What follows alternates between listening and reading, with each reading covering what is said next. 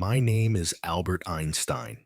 Most of the world knows me for equations, for light and time and space, for a mind that wandered among numbers and theories. But the truth is, what I sought, truly sought, was not just the nature of matter. It was the nature of being, of existence, of what happens when it all fades, when the body grows silent and the breath is no more. Science gave me many answers, but never the ones that haunted me at night. Is there life after death? Do we truly vanish? Or do we, in some invisible form, continue? These are not scientific questions, people say, but I disagree. The greatest questions of all do not sit inside laboratories. They sit inside the soul. Let me be clear. I do not believe that death is an end. I never have. When I look at the fabric of the universe, I do not see a machine. I see music, a harmony of forces, endlessly interacting, endlessly transforming, but never destroyed. We are told the body dies, and with it, the self. But the body is not the self. It is a shell, a temporary interface with the physical. What you truly are, that presence behind your eyes, that awareness that witnesses thought, is not flesh. It is energy. And energy, by its very nature, cannot be destroyed. It only changes form. This is not mysticism. This is physics.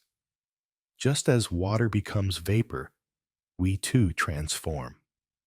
The soul, if we must use that word, is not an object. It is a field of resonance, memory, emotion, and presence. And this field does not fade with the body. It expands. It returns. It rejoins the whole. People often asked if I believed in God. I always answered, I believe in Spinoza's God, the God of order and harmony, not a deity who judges, but a force that sustains. The mind of the universe, the logic in the chaos, the fire behind the stars. To me, God is not a man in the sky, but the intelligence of existence itself, the laws that hold planets in motion, the elegance of mathematics, the way the human heart beats in time with forces it cannot name.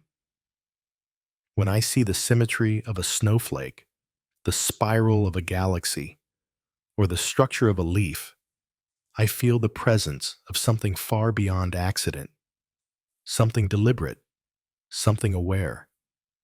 And in this presence, death is not feared, because it is not the end of the song. It is simply the end of one verse. I have often said that time is an illusion, one that is persistent, yes, but an illusion all the same. In physics, we now know that all of time exists at once. Past, present, and future are not separate.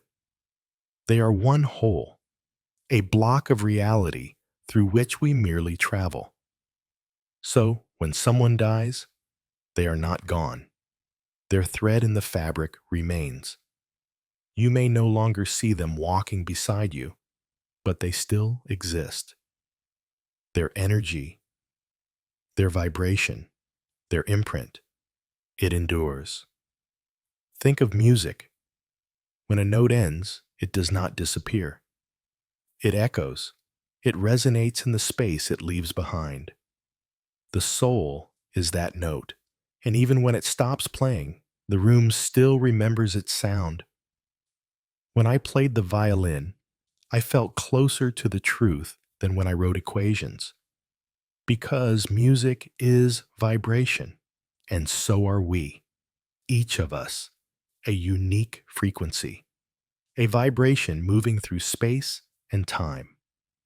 And when we die, the vibration does not vanish. it shifts. It returns to the field that birthed it. The universe is not a cold place. It is not indifferent. It is deeply connected, profoundly unified.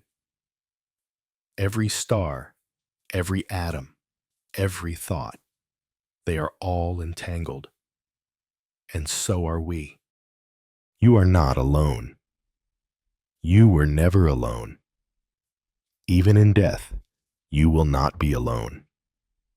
I have felt the presence of those I have loved and lost, not as fantasy, not as grief, but as real as the wind.